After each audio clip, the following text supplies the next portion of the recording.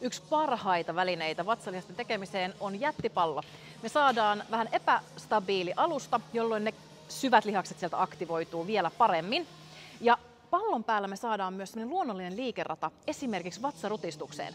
Ja lähdetään katsomaan, mihin asioihin kannattaa tässä liikkeessä keskittyä. Ensimmäisenä anna sieltä pään tulla ihan kunnolla sinne alas asti. Kädet on siellä niskan takana, kyynärpäät osoittaa sivulle koko liikkeen ajan. Ja nyt me lähdetään sieltä rullaamaan, pyyherullaa, pieneksi rullaksi vatsalihasten avulla.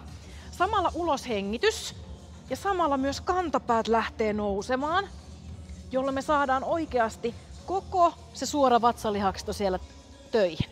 Ja sitten me tullaan tietenkin erittäin hitaasti, rullataan auki, tuodaan kantapäät maahan ja kunnolla hyvä venytys sinne vatsalihaksiin.